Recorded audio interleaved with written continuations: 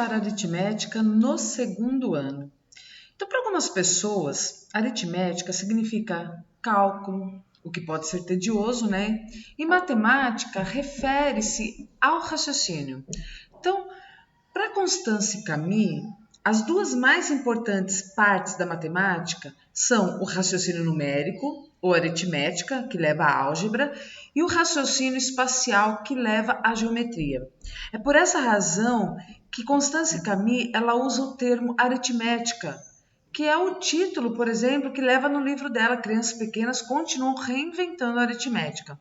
Então, os objetivos discutidos no capítulo 5 do livro estão baseados na experiência que ela teve com estudantes de segundo ano em duas escolas públicas de bairros de classe média para média alta. Então vamos deixar bem claro, portanto, que esses objetivos eles podem ou não ser adequados de repente para estudantes de todos os segundos anos, né? Elas acreditavam que as crianças construíam seu próprio conhecimento lógico-matemático. E aí elas diziam assim que não podiam definir objetivos para os estudantes do segundo ano e esperar que todos eles atingissem os objetivos propostos. Então, se as crianças são ensinadas a transportar e a emprestar, a maioria delas aprende a produzir respostas corretas, embora, né, sem entender. Então, quando se espera que elas inventem seus próprios procedimentos, né? Contudo, aí alguns estudantes do segundo ano, eles solicitam problemas de adição de 4 algarismos ao final do ano escolar, enquanto uns poucos aí permanecem incapazes de construir dezenas.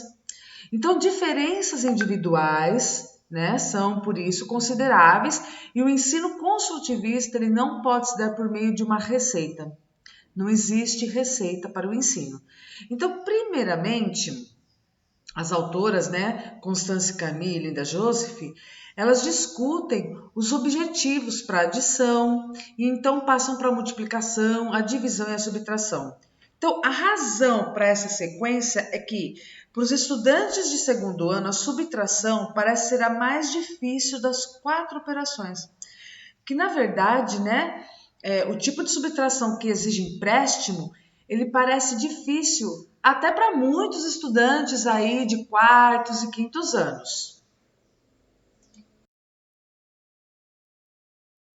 Conforme afirmado no livro das Crianças Pequenas Reinventam a Aritmética, as implicações da teoria de Piaget, o objetivo na adição de número com um só algarismo no primeiro ano é que as crianças construam uma rede de relações numéricas.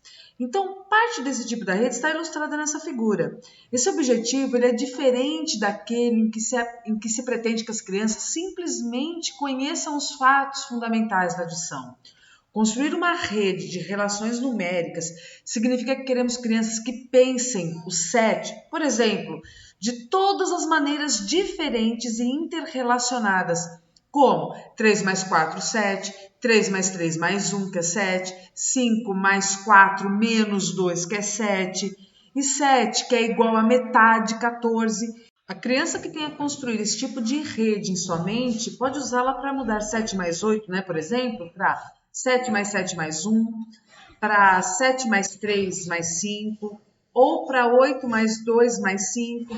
Então, uma rede de relações numéricas servirá às crianças durante toda a vida, em todas as demais operações matemáticas. No segundo ano, o objetivo para a adição de números com um só algarismo ou dígito é a fluência.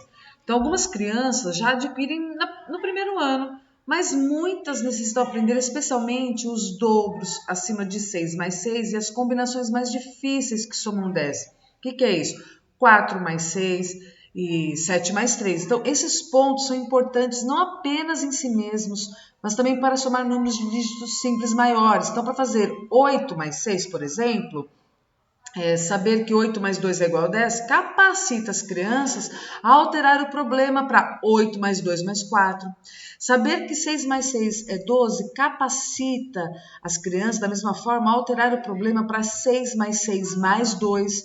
Então, além disso, como a gente vai ver até o fim desse capítulo, né, desse livro, a fluência na adição de dígitos simples torna as crianças fluentes na subtração.